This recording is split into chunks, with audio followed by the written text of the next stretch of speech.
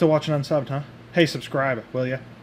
Welcome back to another video in our WordPress plugin development series. And today, we're going to continue building on this. We're actually going to put these in a grid style, and then we're going to start focusing on putting it into a page. One thing you're going to see a little bit different than the last time I just showed you this was these are the video IDs for each of their corresponding videos. I actually ran into a problem in the last video where I thought it wasn't displaying because I just wasn't outputting it correctly, but it actually turned out to be more of an issue because YouTube has changed their API since I was here last. And so this is their JSON response table that shows us. If you type in like YouTube v3 docs for the developer, you'll get the references guide. If you go to activities overview and you scroll down a little, it shows you the JSON responses that you can get. And as you can see, we're grabbing snippet published at, right? If you go back into here and you look at our import call, we're grabbing item, which is the response from our JSON request. Right here, we're decoding it into item. And into our for each, and down here you'll see that I was grabbing item snippet published at. Well, that works real good for the ones that are in snippets. Well, it used to be that video ID was a snippet item. They've actually changed it to now item ID. Okay, it's just an ID. See this here? So it's just under ID or whatever you call yours. We called ours item, so it would just be item ID. And then it actually stores a standard class, which when it's outread in PHP, it just says std class. And it has two items in the class. It's just a stand-in empty class. And it has the type of what it is, kind, which calls it YouTube, so you know it's a YouTube video. And then it has video ID. And so now what we're saving is that information into our video ID. I hope this doesn't get super confusing, but when you're outputting it, you have to call to your post your key, which is video ID, because we're saving it as video ID. That's the key that the item is being saved into. And then inside of the video ID key, inside of the class, it's also called video ID. So we kind of have to double up on this. Okay, and if I was to print this, let's see, like this. Print R, by the way, is a way to read classes, a way to display classes and stuff like that in PHP without it breaking. So if I was to show you that and come back here, you're going to see it displays a class, right? Look, a standard object class. And it has kind, which is YouTube video, and then it has video ID, which is the video. So if we're calling just to this, which by the way, we could also, I think we could also store it from here, calling to ID, video ID, I think. I'd have to double check, but I think we could do that here. But I'm just storing the whole thing. And so back over here, as you can see, that's why we have to call video ID, because it's retrieving this whole string from the database. Then we actually have to call to the internal video ID item in the class. So that's why we have to kind of double up video ID, video ID. I know it's kind of annoying, but that's how we get to it. So back over here on a refresh, you'll see it's just calling the video ID. Now, in the video ID itself, so here's why this is important. As you can see, we're on YouTube now, and you can see this right here, watch V, and it has this. This is the video's ID. So if we were to take any video ID from a generated one like this, and paste it, and go to it, see, look what it is. It's the Camaro build, right? So, and that corresponds to the picture. So I wanted to update you and show you that that was kind of something different from the last time. But what I want to do this time is I want to get into HTML5 Grid. And this is kind of a cool way to lay stuff out using the CSS Grid. And we're just going to do this right off of W3 Schools. The reason why is I like to go to these resources so that you can follow along. So I come straight to here and I look at an example of a grid. You got a 9 layout grid here. And we could actually just do the try it yourself. And then it's going to show you the way that they hook this up with their classes and everything to display this grid type. Let's do the same thing. Let's do a 6 to split gray, or I mean grid display. And so we're going to take, we need both of these, grid container and grid item. And back in our WordPress, what we can do is we can go to appearance, theme editor. Now you could also do this if you just access the files and folders on your computer as well, like just go into your C drive, into this, you know, whatever your website is, WP add, or whatever the theme is, and then the style, and you could do it from there too. But I'm just doing this really simply to show you how you could do this on a live site or something like that. So the reason it's saying this to me is because I actually have, there's a built-in CSS editor, and I could do that, but what I'm going to do is actually just do it right here in the Themify Ultra and in the style sheet. I'm just going to scroll to the very bottom Now remember, if this class gets or if this theme gets overridden, I will lose this information. So I'm just kind of showing it to you as an example. Let's take both of these for grid, and let's put them right here at the bottom, and update the file. So now we have two items in here that are being called to. That we have a grid container and we have a grid item. Back in our videos, we can actually go in and give, or in our shortcode, we can come in here and we can actually start giving these classes. So overall, we're going to give this a class of grid item. Well, actually, each item I display is going to be a grid item, and we're going to create a container on the outside of all this. So we have each item now as a grid item, and then on the outside, before the loop actually commences, I want to create a div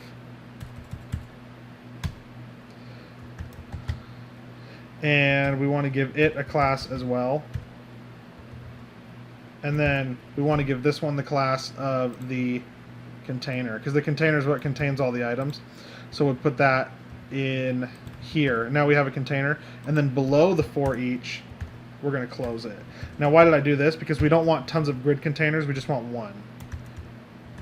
Okay, but we want lots of grid items. See, we have an opening div and a closing div, opening div, closing div. But this one we only want one version, and then each item we want to be in its own grid.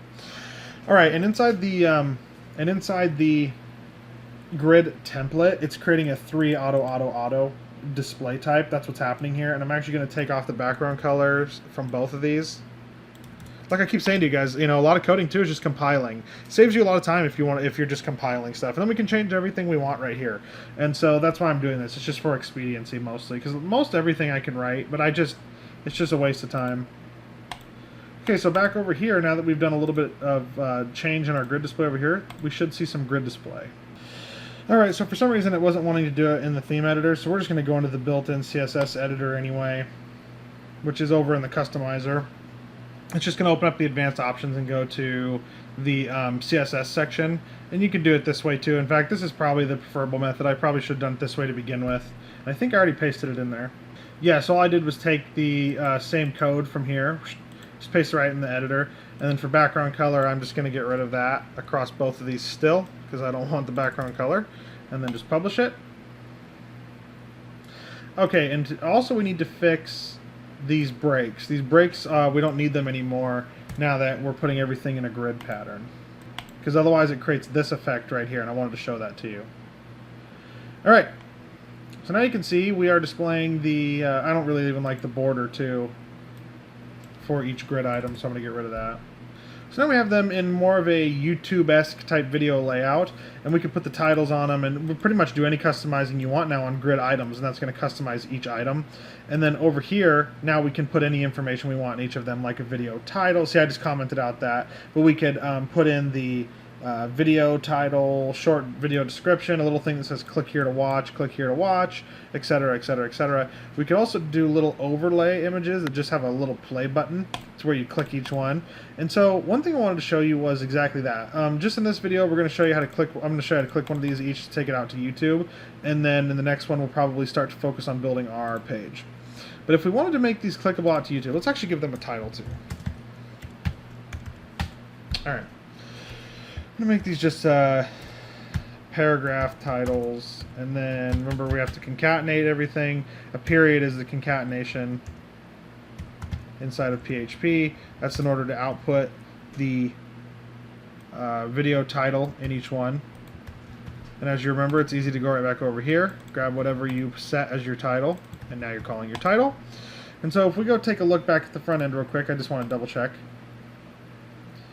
We now have a title for each of these. They're a little bigger than I want them to be, though, honestly. Those titles are way too big. So let's say that we were to set the text, or font size at like, how about 18 pixels? I put a Z, didn't I? Yep. That's much better, way more legible. So let's just grab a 18 pixel font size. And I'm just going to inline style it, even though I could go create a custom class and do it through a custom class and it'd be easier to edit them all that way. That's completely true. But for the sake of this video, Let's do it inline. All right, much cleaner, right? And as you can see, it's actually starting to shape up. I mean, this is a real functional, I keep iterating, it's a real functional YouTube plugin at this point. It's actually gathering all the data we need and everything. So now let's just make them clickable. Let's make the image itself clickable. Well, how do we do that? Well, we wrap it in an A tag, which is a hyperlink tag. Wrap around the image, and then wrap the closing tag outside the image. And then for the H reference, this is where the video is going. We have to go back to YouTube. So back in that same video, we're going to grab all of this right here, and we're going to head back. And then what we're going to do is we're going to paste that, and then we're going to close the string, and we're going to do some concatenation. And what do you think we're outputting right here? Just like I showed you at the beginning, the video ID. Okay, and let's also make this target. Let's make it blank. This opens it in a new tab. Target underscore blank opens it in a new tab. So now we're going to have some clickable images. See this? And you see how down in the bottom left corner right here, how it shows where the link's going right here. Look at how it changes. Each one has its proper, and if you click it, it'll open a new tab. This should be the Camaro. Last day, Friday. It's here. Right. There's the 69 Camaro. Let's see the dirt challenge. I mean, it's an ad, but look, top 10 dirtiest moments from Roadkill. There it is. Right? So, as you can see, each of these is now working properly. NASCAR 2020. So, each one is now gridded and opening properly into its own. And that's a pretty simple way to go about getting them to open externally to be able to get people to your YouTube channel or wherever you're sending it. But what if you wanted them to be able to watch in sight? Also, by the way, I would do a little better about vertical aligning these items and everything, because this doesn't look too good how it's not vertically aligned and all that. And this is just a quick overview. We could make these with lines between them, and we could style this to look a million gazillion times better than it looks right here, of course. I say that in a lot of these when I'm building them. It's like I'm not going for like super sleek beauty design. I'm just going for like, here's how you do it, here's how you get to the data. Styling's completely up to you. It's no problem. You can build something really awesome, or you can build something totally for utility. Alright, but what if we wanted them to open in our site in a page? Well, that would be pretty easy too. Say that we wanted to build a custom page, and like I said to you, we could actually do this with a plugin. We could have it auto build a page, because you can do that inside in the back end pretty easily with a built-in WordPress function. Just have it custom build a page.